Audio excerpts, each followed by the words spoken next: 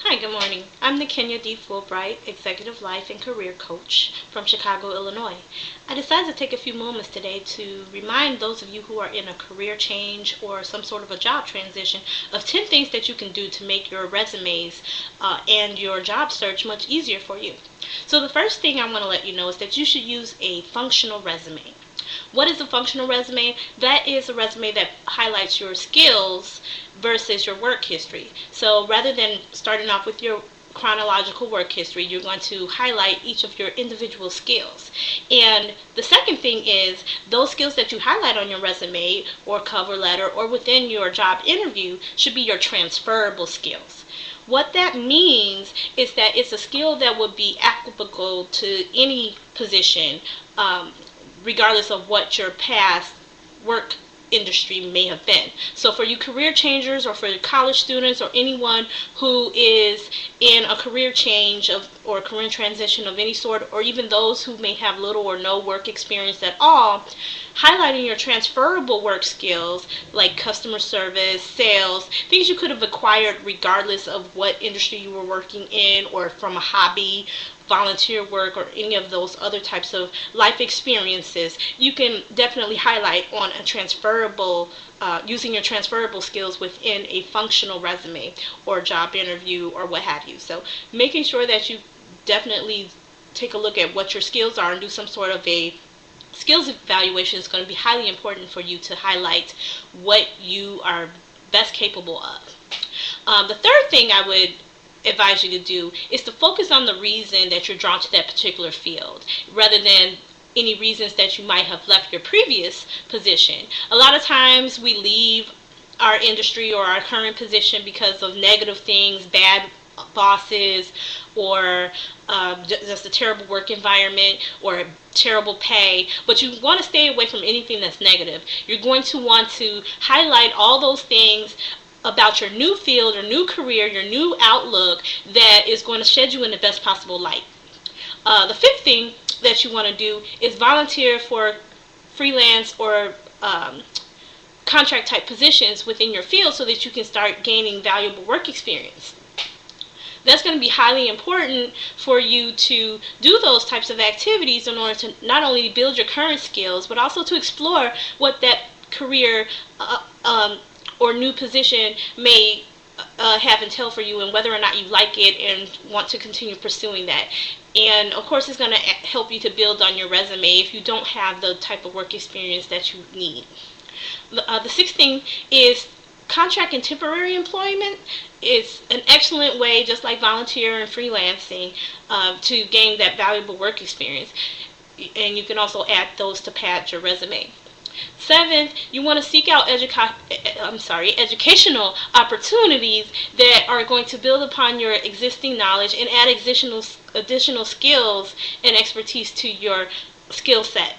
So, for instance, rather than just traditional college, which may be expensive, you can start off by just simply taking short workshops or online type things. For instance, Microsoft.com offers online training, or you could probably go right on your own Microsoft Office Suite software on your desktop and go down into the help section or the about section of the application and take the skills development there so that you can add to those skills. There's all types of free education out there or low-cost education. Read a book, do whatever you need to do to help develop your skills and make you more marketable. The next thing I would advise you to do is to evaluate your budget. If you're planning on changing careers or if you have little or no work experience, you may not be able to gather a job that's going to pay you the same or as much as you might be used to or what you're expected, especially in a difficult job market. So you need to evaluate your budget and make sure that you have some sort of a plan developed so that you will be able to sustain yourself both economically and also be able to get some of the things that you want and desire and have some time for play and relieve stress. The ninth thing is you need to really focus on building your personal brand. So what that means is how you're going to sell yourself. Just like businesses, they sell themselves by creating a brand. You immediately know what McDonald's means. When you see the golden arches, you immediately understand Burger King when you see the king and the crown and all of that. You know the M&M's logo, the M&M there's many things that you can do personally to build your brand. Rather than focusing on a specific company, start looking at those key transferable skills again and highlight yourself as that. Or even if you don't have a specific job title within a particular company, you can still claim yourself and present yourself as that. For instance, if you have great administrative office support type experience and you're used to leading a front office, you can declare yourself as an office manager and brand yourself as that. And a great place to put that information is within your objective statement. Another thing that you can do, number 10 on our list of important things for career changers and those with little or no work experience, is to create your own opportunities. What I mean by that is you can become a subject matter expert within your field, and you do that by blogging or becoming a consultant and offering your services, sometimes free of charge, just so that people can start seeing what type of experience and expertise you can add to them. They want to see what type of value you can provide. That's definitely you should do as a part of the process of building your personal brand. One great thing is using LinkedIn as a tool to build your personal brand and to expand your skills and expertise and get it out there as a subject matter expert by using their answers section. The section in LinkedIn called answers allows you to be able to ask questions and answer them to your network and even the broader LinkedIn network, so you're not just limited to your own personal contacts. And what that allows you to do is broken up by different subjects. So you can look for instance, human resources or career development or something of that sort. And anyone that's asking questions in that field, you can take a look at the questions and decide if there's anything of value that you can offer to that particular question and answer it. And make sure that your answers are formed well, that they're clear, that there's no misspelling and grammar mistakes, and that you're presenting a clear thought and it's adding some value to that question and it truly answers it. And definitely keep your information up to date on your profile on those types of social networks so that someone who does see the value in your answer can seek you out.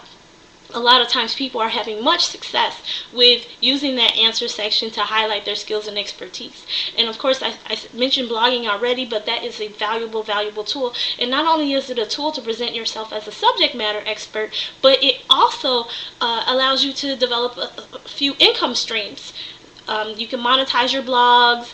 A lot of times bloggers get asked to present at workshops, which are paid. Sometimes they're unpaid, but I wouldn't shy away from taking unpaid types of things because, again, it adds to your experience. It definitely doubles your exposure within the marketplace. So those are my 10 top tips for those who are in a career change or have little or no work experience. So if that's you, I hope you have taken good notes and take this to heart. And once you have developed a good, solid skills-based functional resume and developed your personal brand and went about setting yourself as a subject matter expert within your field, you should have absolutely no problem with securing that dream job. Again, this is Niquenya D. Fulbright, Executive Life and Career Coach out of Chicago. If you'd like to contact me for a free introductory career coaching session or a life coaching, because I am a general life coach as well, you can give me a phone call at 773-368-3575 or visit my website www.niquenyafulbright.com.